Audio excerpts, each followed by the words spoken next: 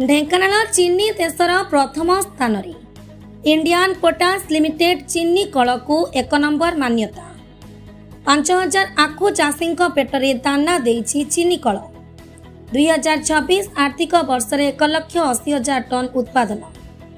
आखुर चोपा blast फरेन्स रे चलाई 8 megawatt विद्युत उत्पादन करुछि।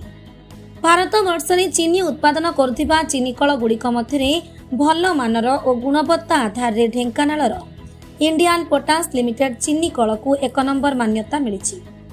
दीर्घ वर्ष धरी व्यवसाय रे क्षति सही आसतिले सुधा 2024 वर्ष रे प्रथम स्थान हासिल करी कंपनी कर्मचारी तथा आखु चाषी मध्य खुशीर लहरी खेली जाइछि। 5000 आखु चाषी पेट को दाना पूरण करुछि एई चीनी कल। 35 वर्ष पूर्वे ढेंकानाल हरिपुर कर्नाटक शक्ति सुगार नामक संस्था एक चीनी कल स्थापन करथिला। पर्यायक्रमे बहु बाधा विघ्नर सम्मुखीन होई चीनी उत्पादन तो होइथिला, मात्र परिचालनागत त्रुटि तथा विभिन्न कारणरू क्षति सही आसुथिला। 2024 मसीह इंडियन पोटास लिमिटेड चीनी कल को किणी नैथिला। 2 वर्ष न पूर्ण मुख्य प्रबंधकों सुपरिचालना एवं यांत्रिक आधुनिकीकरण द्वारा भल मान और गुणवत्ता सारा देश में प्रथम स्थान रहा कर्मचारी और आखु चाषी भितर खुशीर लहरी खेली जाइछि। अक्टोबर रु मार्च भितर 3,50,000 टन चीनी उत्पादन क्षमता रखुथिबा चीनी कल चलित वर्ष 1,80,000 टन चीनी मात्र उत्पादन करिछि। उत्तम गुणवत्ता देश में चीनी उत्पादनकारी मध्य प्रथम स्थान अधिकार करिछि आईपीएल।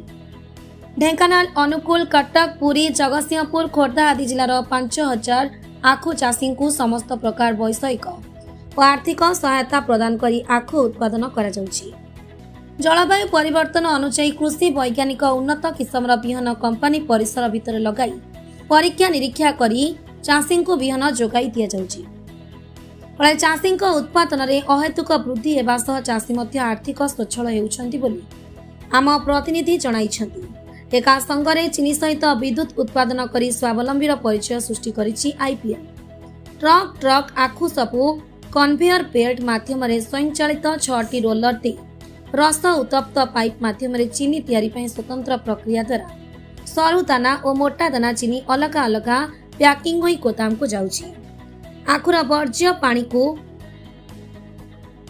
रेस्किलिंग करी स्वच्छ जल में परिवर्तित करा जाई से पानी को विद्युत उत्पादन पे व्यवहार करा जाउछि। आखुर चोपा और छदा सबु को ब्लास्ट फरेन्स रे जलाई उत्तप्त बाष्प और पानी को टर्बाइन द्वारा 8 मेगावाट विद्युत उत्पादन हेउछि, जहाँ कल चलिबा सहित कार्यालय और कर्मचारी बासगृहर आवश्यकता पूरण करुछि। आईपीएल उत्पादित चीनी ओडिशा, आंध्र, कलिकता आदि राज्य को सरकारी मंजूरी अनुसार रप्तानी होछि।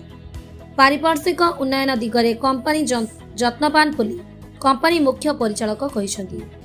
आखु चाषी भाग्य भविष्यत प्रति आईपीएल जेतिके जत्नवान हेबो चीनी उत्पादन वृद्धि पई चाषी मध्य आखु चाष पई सेतिके आग्रह प्रकाश करिबो बोली चाषी माने कहिसंति। ढेंकानालरू स्वतंत्र प्रतिनिधि अक्षय कुमार नंदनक रिपोर्ट, ढेंकानाल न्यूज ओडिशा। सबसे पहले तो मैं भगवान जगन्नाथ जी के चरणों में नमस्कार करते हुए अपने सभी जो हमारे टीम के मेंबर हैं, सभी ऑफिसर्स, सभी एम्प्लॉइज जिन्होंने इस फैक्ट्री को चलाने के लिए कड़ी मेहनत की है, और सबसे महत्वपूर्ण अपने किसान भाइयों को मैं बहुत बहुत शुभकामनाएं देना चाहता हूं कि हमने एक सक्सेसफुल क्रशिंग सीजन को आज समाप्त किया है और सब बधाई के पात्र हैं। और जैसा कि आपने कहा कि नंबर वन पोजीशन हमारे लिए मायने नहीं रखती, हम उसको ध्यान में रखते हुए काम नहीं करते हैं, हम अपना बेस्ट देने की कोशिश करते हैं। हमने एफिशिएंसी में इम्प्रूवमेंट किया है, स्टॉपेजेस कम किए हैं, फैक्ट्री को लगातार चलाने की कोशिश की है। उसी के बीच क्योंकि सुधार किसी भी सिस्टम में सुधार करने के लिए कोई एक बेस्ट टाइप प्रोसेस नहीं होता है, कंटिन्यूस प्रोसेस होता है, और हम आगे भी हमारी टीम इसमें लगातार लगी रहेगी और अगले सालों में और भी सुधार देखने को मिलेगा।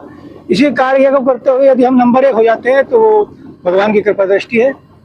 तो सर क्या बोलेंगे कि जो CSR एक्टिविटीज में कंपनी ने या आसपास के क्या क्या सारे लोगों का डेवलपमेंट काम किया? इंडियन पोटास लिमिटेड एक एग्रो बेस्ड कंपनी है और हमारे MD साहब डॉक्टर PS गहलोत जी का ये मानना है और उनका दिशा निर्देश है कि हम जहाँ पे हमारी फैक्ट्री लोकेटेड है हम वहाँ किस कम्युनिटी और फार्मर्स के लिए एक विशेष योगदान देते हैं। जैसे कि आपने देखा होगा कि हम यहाँ पे फैक्ट्री के अंदर हरिपुर में, कोरियन में हमने हेल्थ कैंप कराए हैं।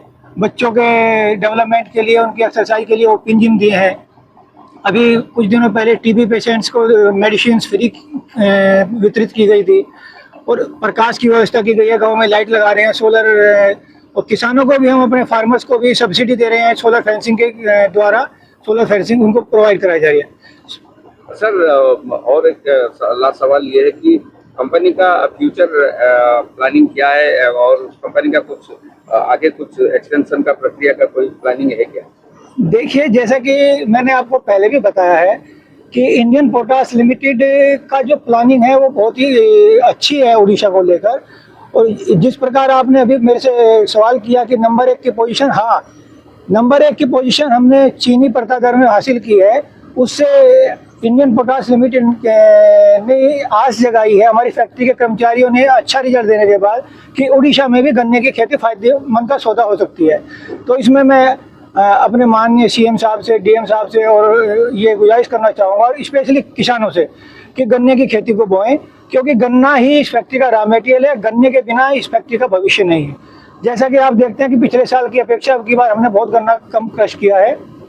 तो मैं हाथ जोड़कर किसानों से यही कहना चाहूँगा कि आँखों की खेती करें और फैक्ट्री को, इस व्यवसाय को, इस फैक्ट्री को जीवित रखने के लिए ये जरूरी है।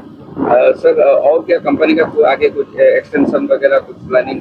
हाँ, वही उसी संबंध में मैं कह रहा हूँ कि जैसे इस फैक्ट्री के हमारे कैंपस में 4 इंडस्ट्री और है इसी तरह की। इथेनॉल वो भी हमारी शुगर पे ही बेस है, FOM वो भी शुगर पे ही बेस है, और भी हम एक्सटेंशन कर रहे हैं, और भी प्रोजेक्ट्स आ रहे हैं, वो आपको निकट भविष्य में पता चल जाएगा। लेकिन फिर यही है कि गन्ने की ही मेन ज़रूरत है और उसके लिए IPL की टीम सदैव तत्पर है। सारी सुविधाएं हम किसानों को दे रहे हैं।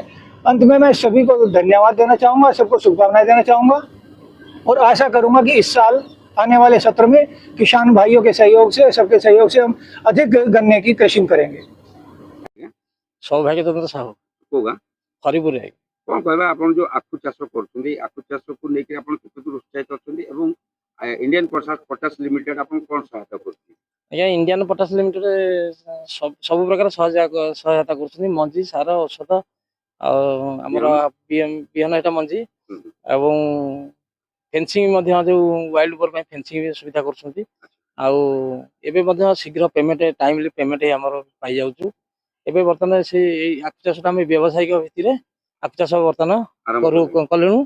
आउ अधिक रु अधिक आम अमल मध्य पाई पारुछु। जेहेतु नूतन बिहन आनिक आमको जोगाई देउछंती, आमे तेनु करी अधिक रु अधिक अमल करि पारुछु एवं ठीक टाइम रे पैसा पत्र हमें पाई पारुछु। आपण पूर्वापेक्षा केते दूर खुशी अछंती? आमे बहुत खुशी अछु। IPL आसला दिन आमे बहुत खुशी अछु, काहे ना हमर एते शीघ्र हम पेमेंट केबे पाई पारु नथु।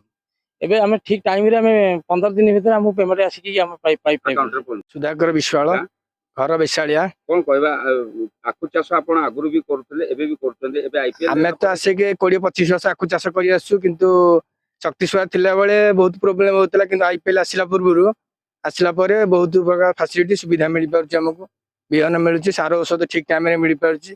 चाषी करिकि आमे आगुरु दबा पई गाड़ी घोड़ा सब असुविधा सम्मुखीन होउतिलु, किंतु एबे से सब प्रकार सुविधा करिकि हमको नहीं जाउछिन आसिकिनी, प्लस पेमेंट भी ठीक करछनी। 15 दिन भीतर हमको पेमेंट मिल जाउछि। भल चाष करे भल। केते वेराइटी रो एबे आखु आपण सबन जोगो? हमर एठी माटी 2-3टा वेराइटी रो जेतिके हेइ पाउछि हम करि पाउछु। केते मास भीतर अमल हे जाउछि?